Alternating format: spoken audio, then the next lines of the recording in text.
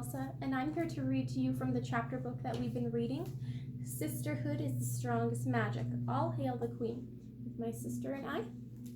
And I'm going to start reading chapter 3 today. So I'm not sure if you remember what happened in the past 2 chapters, but in the last chapter, we went and tried Flangendorfers, and they were wonderful. Anna had been wanting us to do the third thing on her to-do list, I suppose is what she calls it, and she wants us to do the fourth thing. So let's see if that's what we do today. All right. The next afternoon, 3 visitors arrived at the palace courtyard. They were an unusual trio. First there was Sven, a shaggy, playful reindeer. Then there was Kristoff, an ice harvester who had been raised by trolls. Finally, there was Olaf. Olaf was a snowman who loved sunshine and warm hugs. Also, Olaf could talk. In fact, he was talking right now. "I can't wait to get out to the lake," he said. Olaf waved his tiny twig arms in delight. "Slow down there," Kristoff said. "We can't leave without your sister, Anna and Elsa." Kristoff had promised to take everyone on a tour of a frozen lake high in the mountains. It was number 4 on Anna's adventure list. That's what it was. "We're here," I called. Anna and I walked into the courtyard, and we waved happily to Kristoff, Olaf, and Sven. Sven snorted contentedly in his bridle, pulling Kristoff and Olaf in the cart closer to the sisters, to me and Anna. Anna patted Sven's muzzle. The reindeer nuzzled her gently until he found what he was looking for. In the pocket of Anna's dress was a big, juicy carrot. Sven chomped the carrot with pleasure. Carrots were his favorite treat. Next, it was my turn to greet the reindeer, and I scratched him softly between his antlers. Sven nosed through my pockets, but was ultimately disappointed. My pockets were empty, and he snorted his disapproval, of course. "Hey, not everyone has to bring you carrots, buddy," Kristoff said from his perch in the front of the cart. Sven turned away from him with his nose in the air. "Don't mind him," Kristoff said to me. "Somebody woke up on the wrong side of the barn this morning." "I didn't," Olaf offered helpfully. "I know, I was talking about Mr. Cranky Caribou," Kristoff replied, pointing to Sven. "Mr. Caribou?" Olaf asked, confused. "I don't think I've ever met him." "Of course you've met him," Kristoff said. "It's okay, Olaf," Anna interrupted. "You'll meet him someday." She liked to play along with Olaf. Kristoff jumped down and helped me and Anna into the cart. Then he took his place in the driver's seat. Moments later, we were on our way. The journey to the frozen lake was a familiar one for Sven. He and Kristoff had been going there since they were little. They had worked side by side with their ice harvesters for a long time. Sven climbed higher and higher until we reached the lake. It was surrounded by snow-capped mountains. The frozen water glowed a bright shade of pale blue. A group of hardy men and women worked on the ice surface. "This is where the magic happens," Kristoff said proudly. He introduced Anna, myself, and Olaf to his fellow ice harvesters. The workers were honored to meet the Queen, the Princess, and the Snowman. They bowed deeply and welcomed us, and we bowed deeply and welcomed them. "Everyone here works together," Kristoff explained. The ice harvesters split up into small groups. The first group cut the frozen surface with long saws. They carved blocks of ice from the lake. I watched, fascinated. The ice harvesters were a part of Arendelle's history. They had been supplying the village with ice for hundreds of years. Anna saw the rapt expression on my face. "Not bad for number 4 on the list," she whispered to me. I smiled in return. I was kind of thrilled. Together, we followed Kristoff over to the next group of workers. The men stood over a newly cut block of ice. The ice blocks bobbed up and down on the freezing surface. The harvesters used sturdy tongs to bring the blocks out of the water. "Can I try?" Anna asked. "I don't know, the ice is very heavy," Kristoff said dramatically. "Allow me." Kristoff flexed his muscles, showing off. He fixed his tongs to a block of ice.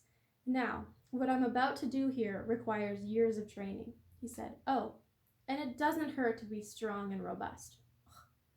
My sister and I rolled our eyes. We knew Kristoff was trying to impress us. Didn't work for me. For Anna, probably. Kristoff lifted the tongs and placed them on the ice block. He heaved his weight towards the block.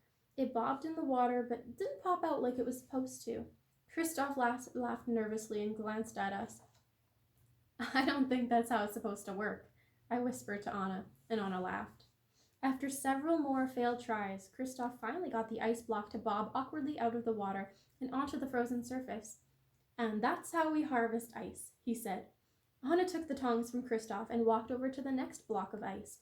She easily bobbed it down so that it popped up and slid onto the surface beside Olaf. Kristoff's mouth dropped open in surprise. "No way," he said. "Maybe you should practice more," I told him, and then I patted Anna on the back. I was quite proud of her. Olaf stared at the large cube beside him. It seemed to sparkle with the light of its own. The ice block was almost as big as he was. Here's a picture of him with the ice block. "Hey, we have a lot in common, don't we?" Olaf asked the ice. "I'm handsome, you're handsome. I like warm hugs, you like warm hugs. It's like we're a family." And before I knew it, Olaf was pushing the block of ice towards me. Elsa, look!" he cried excitedly. "It's my cousin." I smiled at Olaf. It was sweet, the way he liked every creature he met, even a block of ice that he couldn't move. For a moment, I wondered whether I would be able to bring it to life as a real cousin for Olaf. But I didn't need to. Olaf already loved his ice block cousin just the way it was. Cousins are great, aren't they?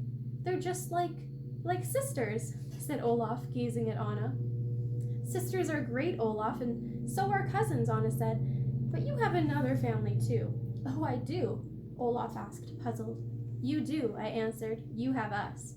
Oh, yeah, Olaf said. Now he seemed even happier. Olaf scrambled to keep up with Kristoff, leaving the ice block behind. The mountain man led us to the final group of harvesters. Once the ice comes out of the lake, we load it onto sleds, Kristoff explained. Then we take the ice into town to sell it. I watched the harvesters carry ice blocks on their shoulders. They brought them to their sleds, waiting on the ice, and carefully loaded each one. Everyone worked together, just as Kristoff had said.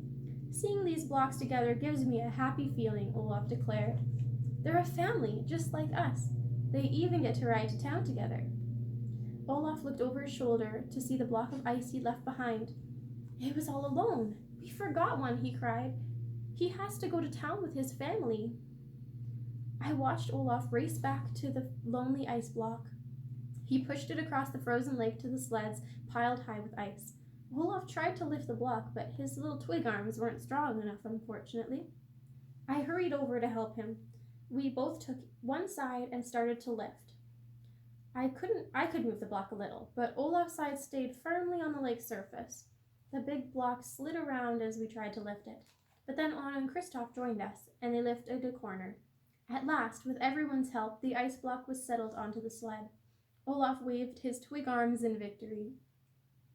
Just then, the frozen lake beneath the sled creaked loudly. Excuse me. Large cracks split the surface under the runners.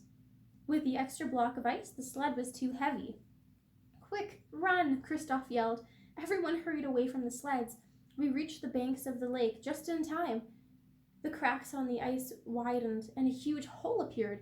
3 sleds sank into the water, leaving the ice blocks floating on the surface.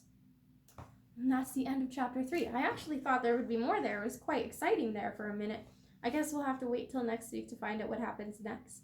Thank you everybody for watching, and I'm so excited that you came to see me today and read with me. I hope to see you next week, and I hope you have a magical week ahead of you. Bye!